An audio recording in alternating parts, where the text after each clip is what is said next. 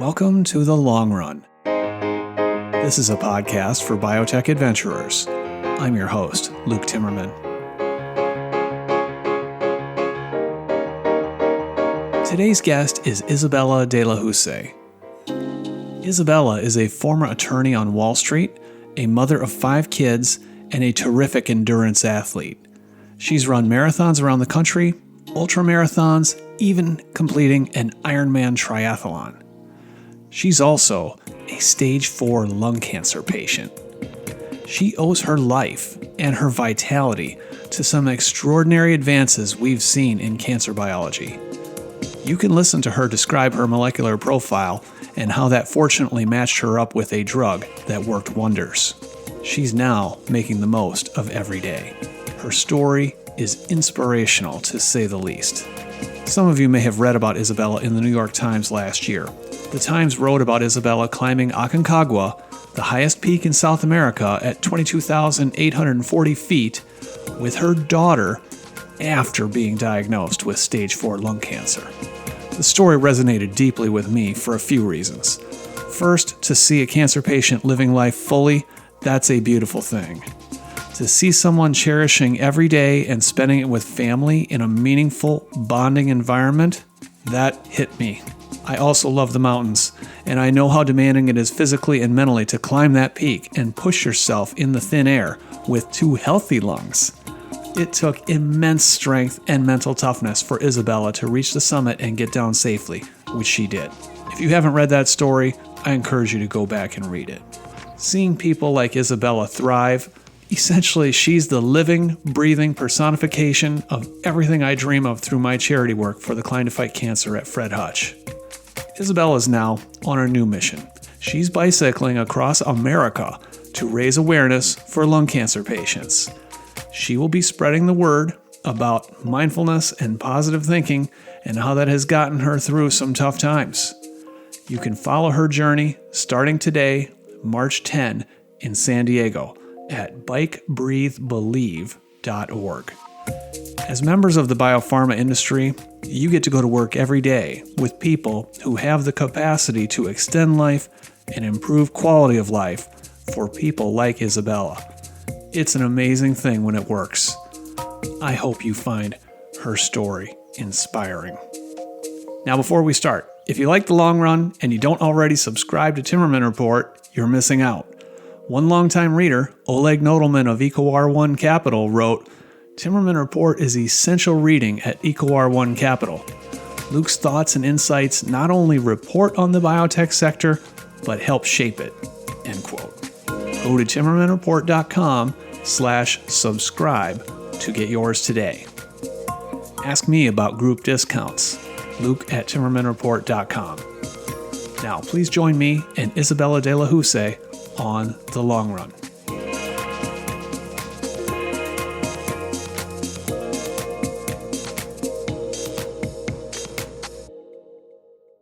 Isabella de la Houssaye, welcome, and thank you for joining me today on The Long Run. Thank you so much for having me, Luke. Now, Isabella, you have a very inspiring story, and I'm really looking forward to hearing you tell it to the biopharmaceutical community.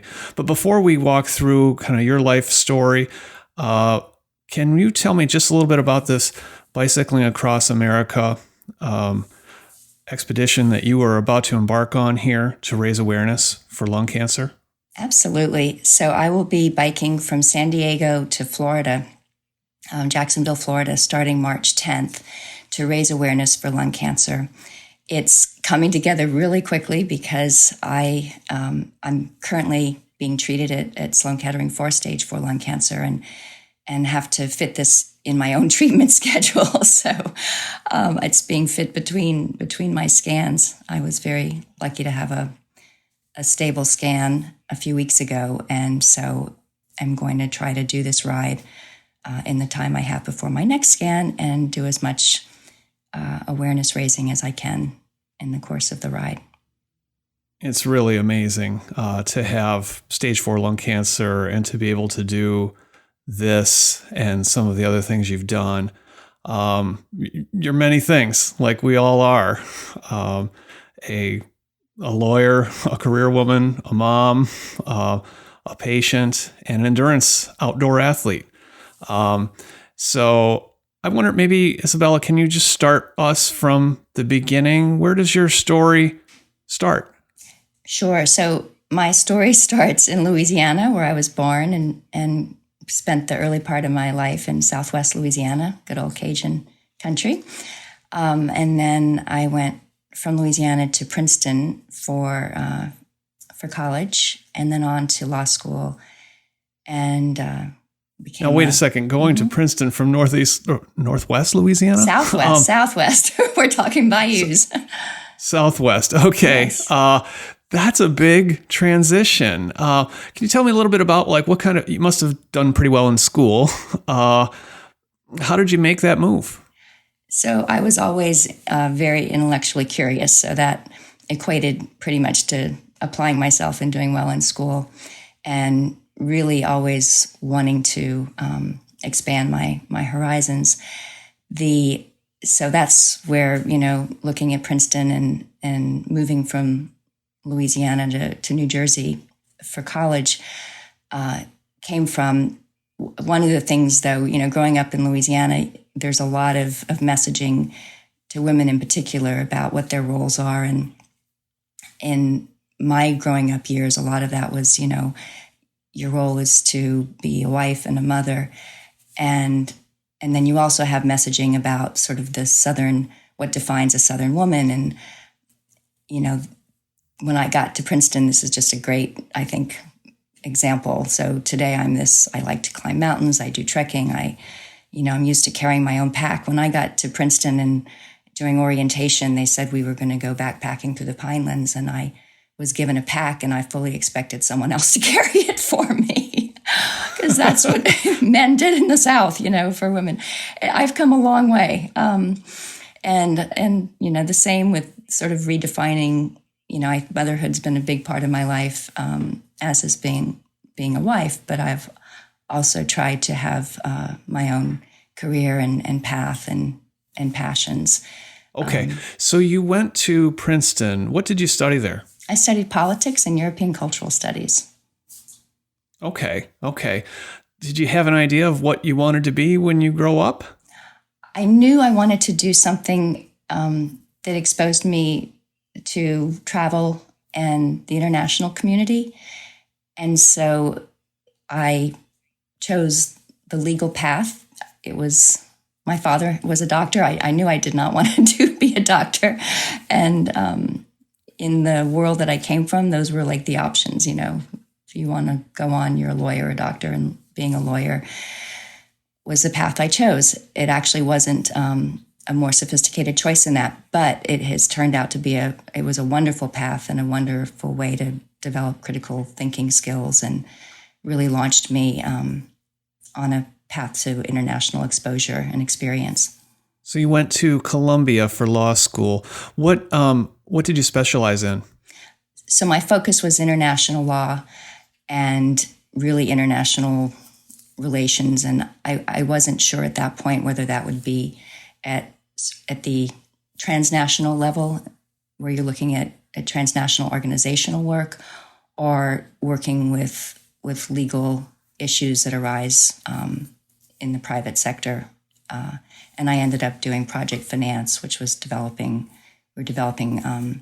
energy projects in Asia for most of that career. So you're entering the financial world, kind of corporate law, let's say. And you start, when did you meet your husband and start a family? So he also went to Princeton, but we did not overlap, and was at White & Case as a lawyer a few years ahead of me when I joined White & Case. And we met there, and he soon, after I joined, he left White & Case, and we had a lot of the same interest, same passion for travel, and it's been a wonderful 30 years.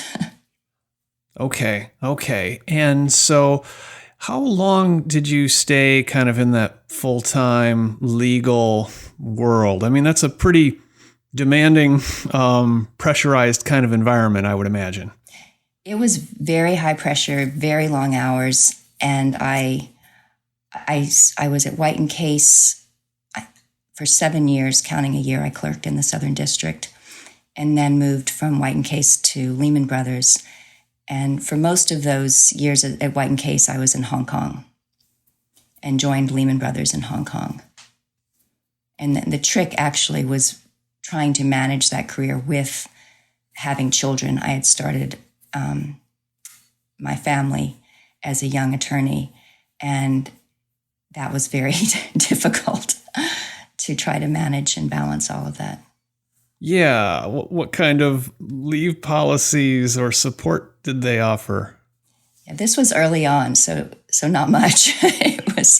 Things have gotten much better, I believe, for women. At that point, I don't think anybody appreciated women who were trying to both have careers and raise families. And how many kids and what years were they born? So I have 5 children, and I had my first child in 1992, and it pretty much was 92, 94, 96, and 98, and then 2001. Wow. So you're really juggling a lot of things here with this demanding career and pretty large family by most people's standards. You end up leaving Lehman, I guess it's 2008. This is right around the time of the financial crisis, right? Right, exactly. And what did you decide to do next? I took some time then. I volunteered in a local nonprofit for a couple of years, trying to figure out what my next career would be.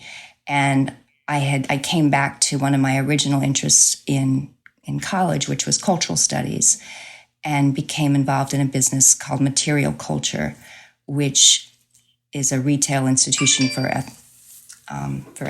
ethnological items from all over the world, handmade, handcrafted, and then also we started an auction business when I joined the business. So it's been a very exciting second or third career, and ties exactly back to what I was interested in as a young person. International travel being sort of this through line through your life. Yes. Okay. So when did you discover this passion for endurance athletics? So it's interesting. I came to endurance athletics from an endurance sort of business career. I was working so hard as a lawyer and then at Lehman Brothers, and I sort of had this idea that, I can do anything if I can work, 24/7 for months at a time. And so my first race, I kind of just jumped into 100K in Hong Kong to raise funds for Oxfam. And it was an endurance run, an ultra run, and it was an amazing experience. And, I had always been sort of a gym athlete, but never done anything that involved, running 100 kilometers at a time. And it just opened up an entirely new world of physical endeavors for me. So you had a fitness routine of some sort throughout the legal career, just like go to the gym for the usual 30 minutes or something, or? Yes. In fact, if you ask people what I was best known for at Princeton, they would say my aerobics classes. I taught aerobics. People loved my classes, and I loved teaching, and I loved the energy and that back then it was the high impact aerobics. And, I complemented that with running and other gym type fitness activities. Wow. So you did this sort of thing and maintained decent baseline fitness, but you signed up for this 100K race, never having even run a marathon, which is about 42K. I mean, were you scared? Like you thought, do you think you could even do this? I was never scared, and it actually never occurred to me that I couldn't do it, only because I knew what I was capable of in terms of maintaining focus and working the hours I was working and being a mother at the same time. I was just feeling like there's nothing harder than that. So how hard really can it be? And I think that goes to show you. And now I understand that is sort of the mental toughness part. And that is what a lot of extreme athletic activities are about. You know, if you have the basic fitness, it really becomes a mental challenge. Yeah. So how did that first race go for you? It was fabulous. It was one of the hardest things, one of the most exciting. I loved the idea of going through the night and being part of a team. We were a 4-person team that had to stay together. So it was a challenging race for a lot of reasons. It's called the McElhose Path, actually, in Hong Kong was the race. And it's the training ground for the Gurkhas, who were the Nepalis who sort of protected Hong Kong for years. Famous warriors. Yes, exactly. Yeah. Okay. So it sounds like you had this great experience and you had a sense of your own mental toughness, your own, let's call it tolerance for challenge, tolerance for adversity. But this lit a spark in you, it sounds like. It made you think that maybe you could do more things like this. Absolutely. And the only thing that kept me from jumping into more was just the amount of time I was actually working and being a mother. So it took a few years before I made it a more regular part of my life. The children, got a little bit older, and I was able to take them with me on these, and that opened up a whole new path of sharing these experiences with them. Yeah. So how old were your kids when you started encouraging them to explore their own capabilities? So when I first started doing running and triathlon, my oldest was 10, and that's actually about the age that I've started all of them with sort of longer endurance activities. That's the youngest age that you can climb Kilimanjaro. And after I climbed Kilimanjaro with my first child, it was something I wanted to do with all the others. And so... Was that your first mountain? It was, yes. 19,000 feet, highest peak in Africa.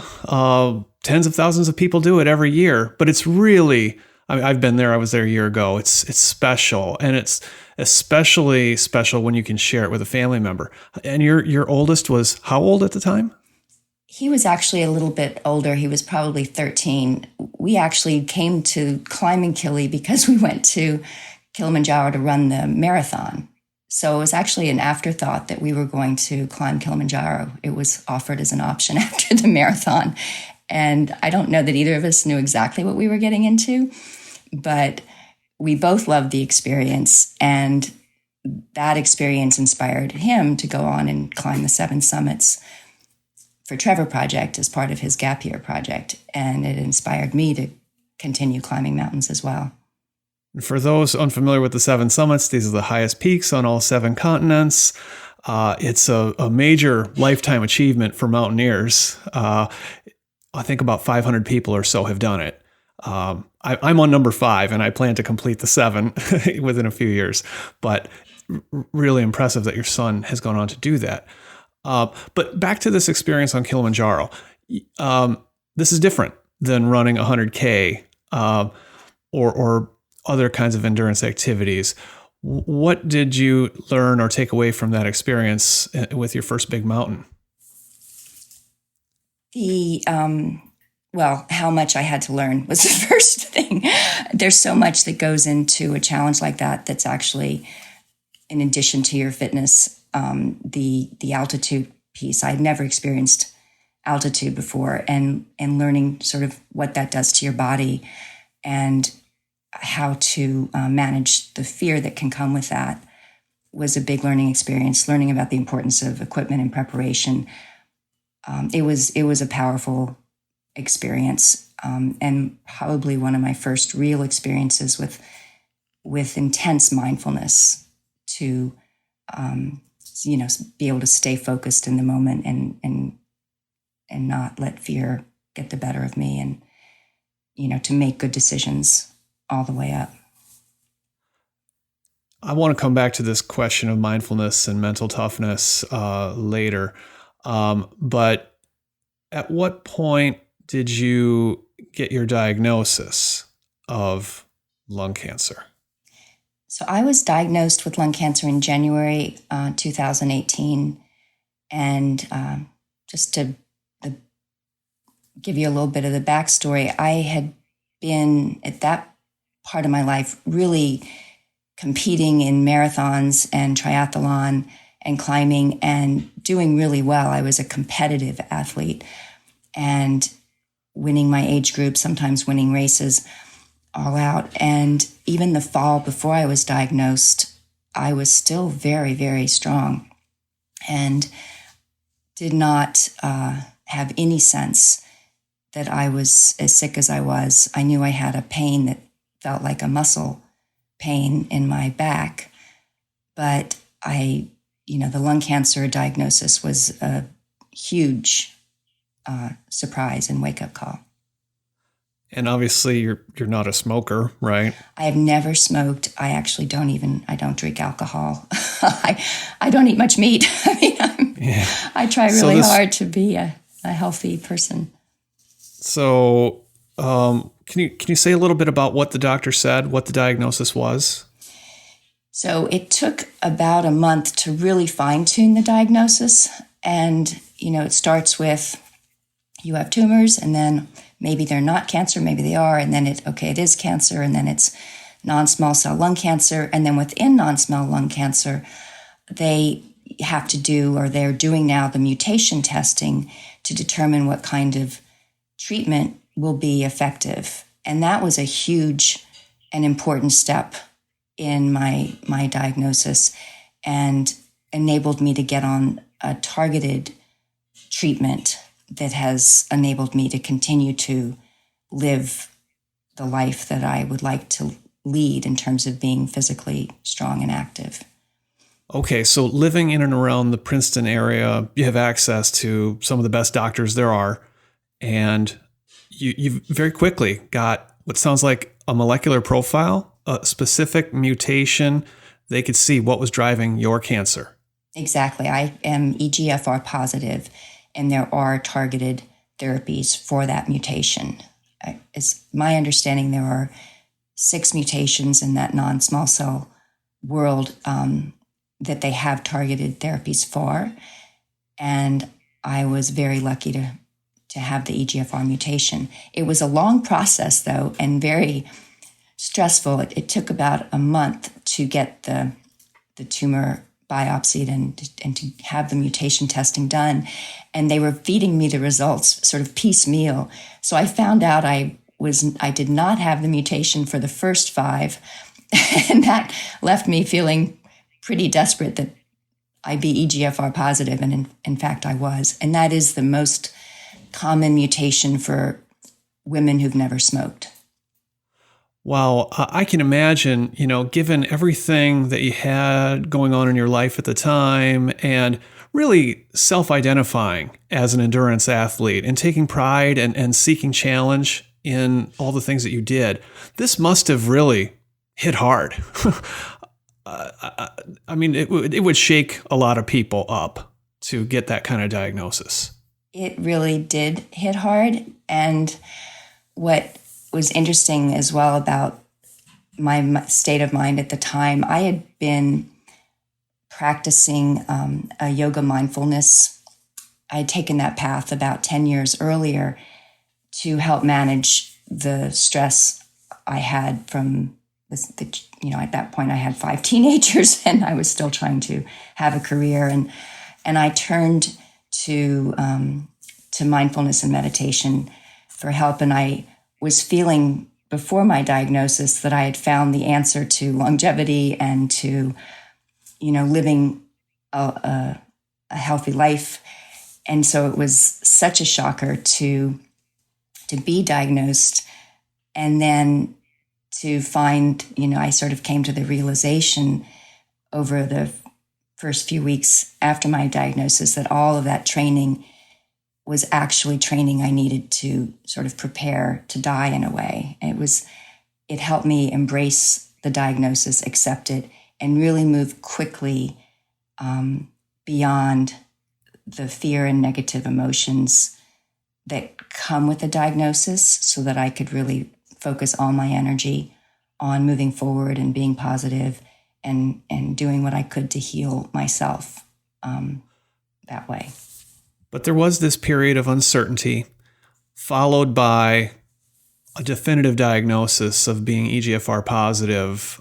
Did you then go on one of the targeted agents? Can you say which one? I did. I have been taking Tagrisso, osimertinib, since my diagnosis.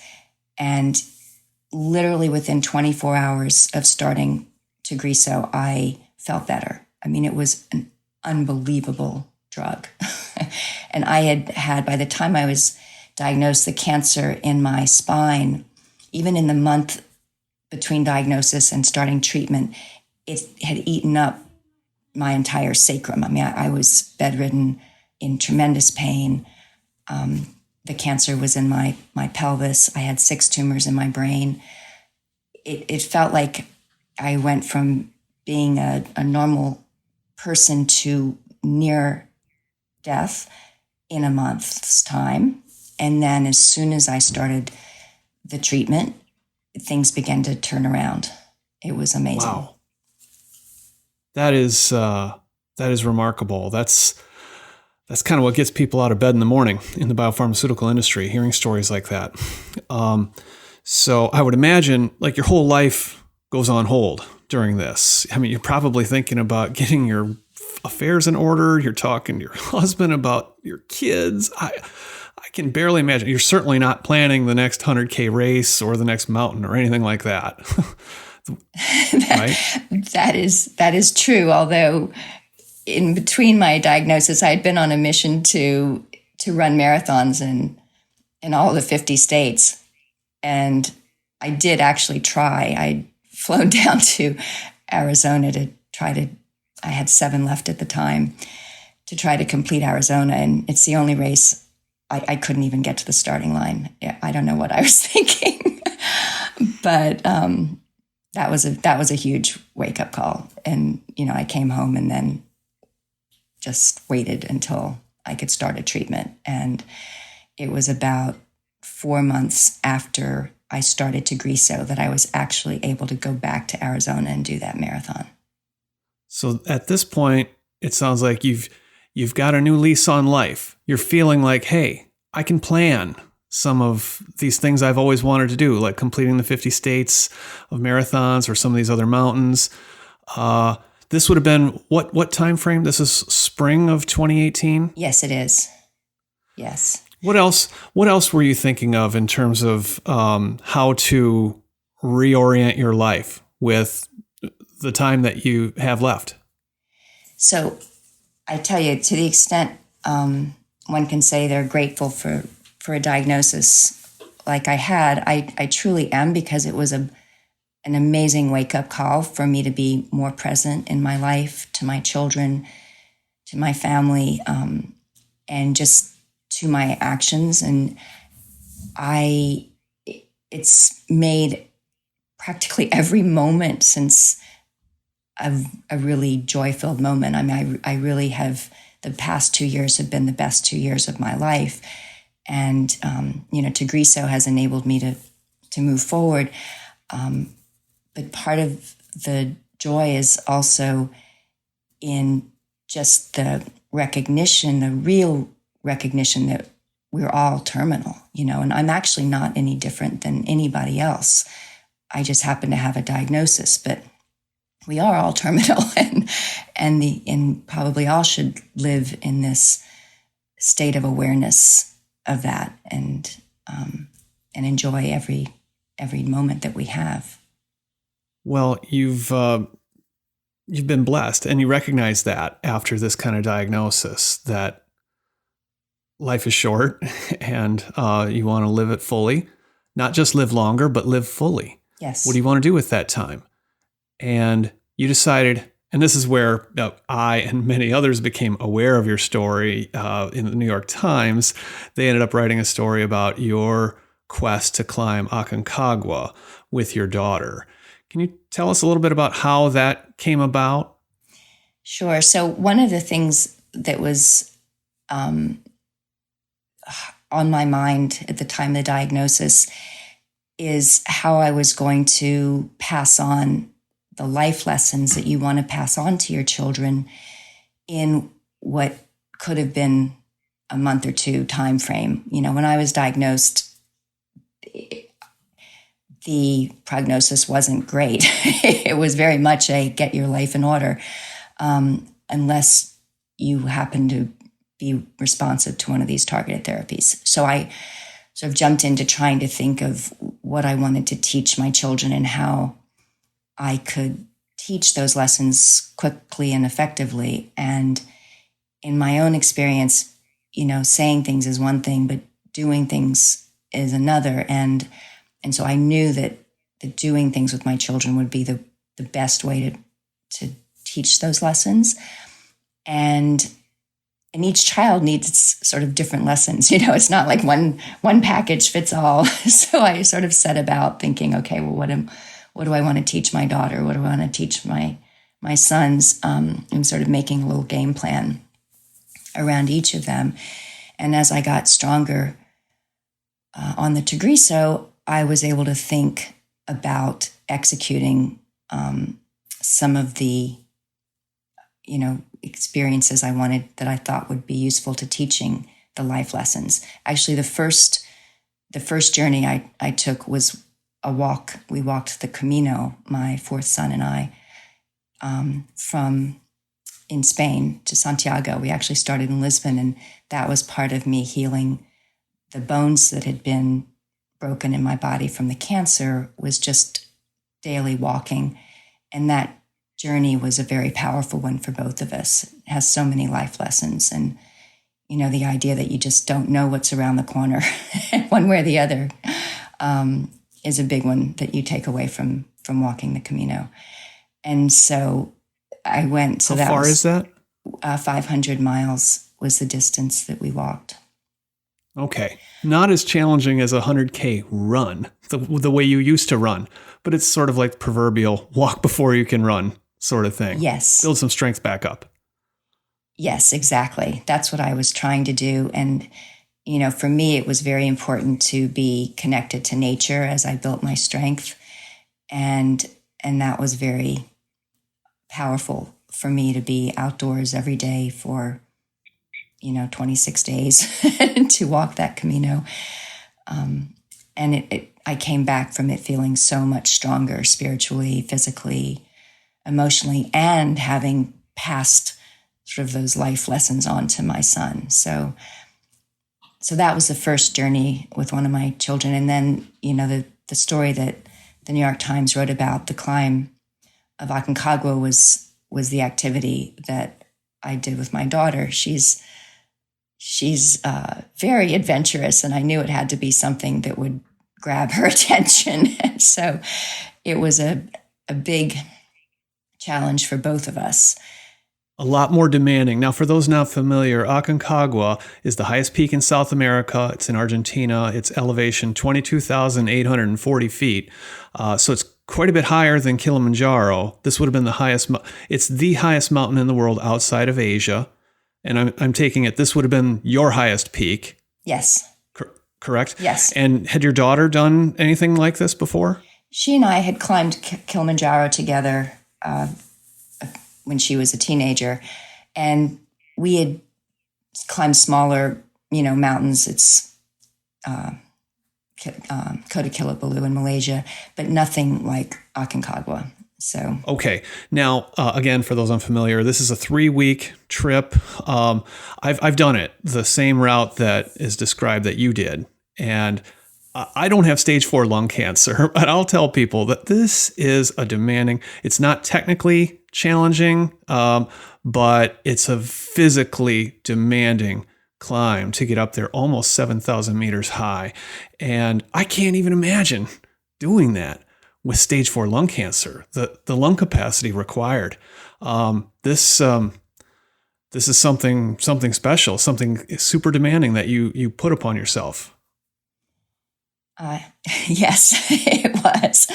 It's actually one of those things that you think about just because you can, should you? And I don't know that I'm thrilled that I did it. I'm thrilled that we were able to summit. And I think there was so much learning in that process. But it was very hard on me physically.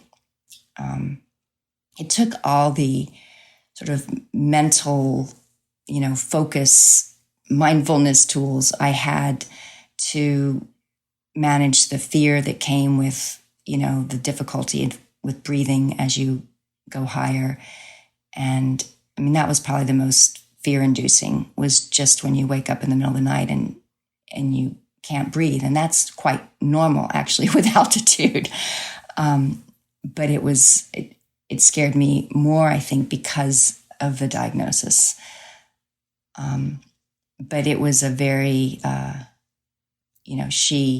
my daughter learned so much about her own ability to dig deep and her own mindset. It's a climb, and it's an activity that if you jump ahead and your head starts to go negative and you start focusing on how hard it is or how miserable it is or how cold you are, you can really defeat yourself. And that's a really important lesson to learn, to be mindful of where your mind is going and what messages you're sending yourself, and trying to keep it all positive. That's just rule number one when you're trying to accomplish something like that. Now, as you say, it's natural to, when you're struggling to breathe, when you're gasping for air in the middle of the night, to panic, to really feel intense fear.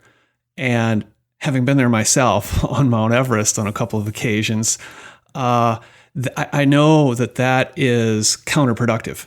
That will only make you tense up physically and make it harder to breathe. It worsens the situation. And so I had that experience. I'm not as much of a mindfulness practitioner as I think you are, but did try to focus on the positive to try to override some of those fearful thoughts. Can you talk about how you coped with that?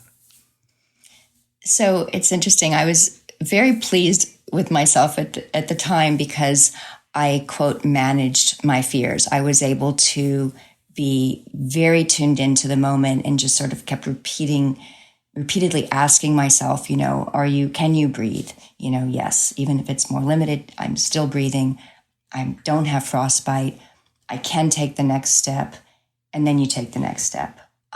Just trying to stay right in that moment and not jumping ahead and thinking of the days and the steps that lie ahead. So I put a lot of energy to managing my head and my fears in that way. And when I came back from Aconcagua and reflected on that experience over the course of a few months, I think that my lesson learned around managing my fear is that if I had embraced it and thought of it as expanding my comfort zone as opposed to sort of managing, I may have been able to do it and use less energy in the process. And that expand your comfort zone concept, I heard first in the movie Free Solo. Alex Honnold talks about how he deals with fear, and it's such a more positive approach, the idea of expanding rather than trying to manage and constrict something like fear. It really is amazing how powerful the mind is. When I go back to these mountains now, I can draw on that experience of having worked through those kind of challenges and knowing that I can do it makes a huge difference. I'm sure it does for you too. Yes. So you climb Aconcagua with your daughter Bella. I mean, there's a beautifully written story in the New York Times. I mean, I cried at a couple of points reading it. I'm sure you heard that feedback from a lot of people.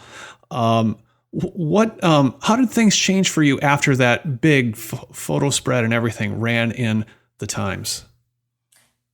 Well, it's interesting in that I wasn't a very public person, or I don't necessarily seek out that kind of attention. So it was a journey for me to get comfortable with the attention, and it sort of has brought more attention to me. And at first I sort of resisted it, and I'm just let me go back in my bubble and live my life. And I don't want anybody to focus on me.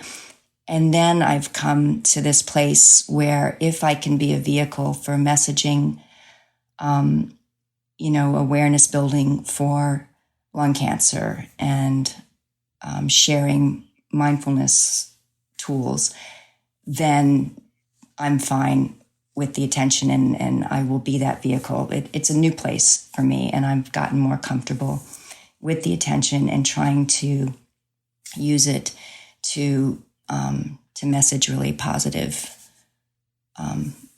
ideas. That is really interesting for me to hear, because I've had some similar feelings about it. You now will wake up one day recognizing that you have this new gift, really, in which you can inspire people, you can encourage people with cancer diagnoses or even without. And essentially, this is something you can run with and do something positive with. Yes. And that is what I'm trying to do. And that is, part of what drives me to do this bike ride across the United States. It's just, so tell me a little bit about the thought process there. I mean, this is 3,000 miles across our great big country.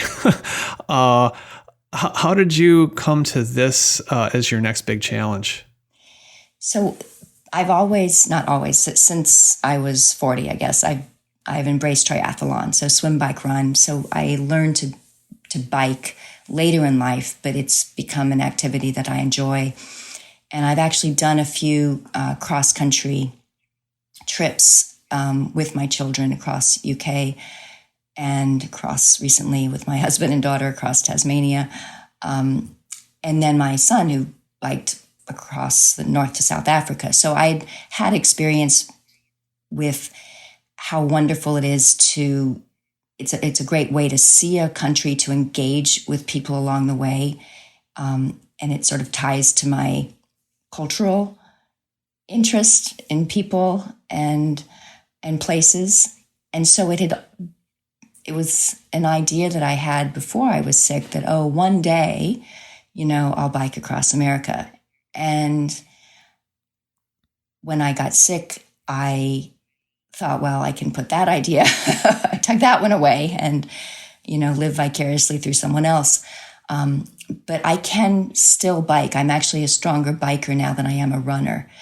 So it is something I can do. And I think I'm really excited now. I do want to see our country that way. I want to engage with people along the way. And I am really looking forward to connecting with other lung cancer patients. There's a very lively online community of patients, but because of privacy concerns and others, it's difficult sometimes to connect to people face to face. And this bike ride, I've been able to reach out to that community, and sort of I know where people are along my path, and we're making plans to meet face to face and share our experiences. And actually, I just think putting a face to these email names and code names sometimes we use on the internet is just going to be a really fabulous experience for me. Okay, so you're mapping out this whole game plan. Can you tell me a little bit about the logistics? How many people are you biking with? What kind of support? Do you have a support van that's going to go with you? How many miles are you going to go per day? Yes, so just the first thing that I said when I said I was going to do this was I would love company, but I have to have a mechanic. So I have two great people from VeloFix who are going to travel with me and be fully supporting the ride from a technical bike perspective. And I'm very grateful that I will have that support. I'm hoping that family and friends, I have a number of about 20 of us will actually start in San Diego. And I've reached out to bike clubs and communities in each of the cities that the major cities I'll be passing through, so that they can ride, into or out of that city with me. And as part of that, engaging with those bikers, I intend to share the messaging about, lung cancer and the facts, and just raise awareness in all the different ways I can. We're trying to host awareness raising activities in homes and health clubs and, any venue we can find. I've even reached out to Rotary clubs. It's really a grassroots effort at raising awareness. But I'm excited about it. And I think we're going to reach a lot of people this way. You're going to use social media tools, I take it? Absolutely. All the, yeah. The sort of branding of the bike ride is Bike, Breathe, Believe. And there'll be a website, bikebreathebelieve.org, and then an Instagram and Twitter. I'll actually have a younger person along the way just to manage all of that, which is going to be so helpful to me. It sounds like you'll have a cheering section built in of people that you've gotten to know online with the lung cancer already. Yes. And then you'll probably expand beyond that as more people become aware of what you're doing. Yes, that's the hope. Once the website is up, which it will be this week, there's going to be a link to participation, and I would welcome, participation from everyone who wants to participate in one way or the other, through riding with me, through joining the events. There'll actually be a donation link for people who want to support organizations doing research and supporting people with lung cancer. Bikebreathebelieve.com, is that it? .org. Yep. .org. Yes. Bikebreathebelieve.org. And how many days is this going to take, do you think? So we've mapped it out to be 46 days. And part of it being, that long is that I need to go back to Sloan Kettering for treatment in the middle. And so I'll lose 2 days there. And then we're spending a day in each of the big cities. So San Diego, Phoenix, El Paso, Austin, Houston, New Orleans, and Pensacola, and then Jacksonville to do awareness events. And I also promised my mother I'd be home for Easter. So I'm going to ride through my hometown for Easter weekend in Crowley, Louisiana, and spend Easter with my family. With a little break in the middle to fly to Sloan Kettering to get checked out and then go back to biking. Exactly. Your doctor's okay? Obviously, they must be okay with you doing this. Yes. Well, that is one of the beautiful things about a stage 4 diagnosis is that they pretty much give you a free pass to do what you want to do within reason. But yes, he, I have a stable my cancer's stable at the moment. And so, yes, he said, go for it. So I'm going to. Isabella de la Houssaye, thank you so much for sharing your story. It's a very inspiring, uplifting story of, I think all of us can take to heart on how to live our lives fully and make every day count. Thank you so much for having me.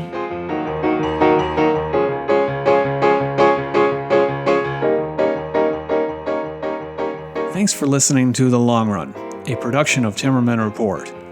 Pedro Rosado of Headstepper Media was the sound editor. Music comes from D.A. Wallach. See you next episode.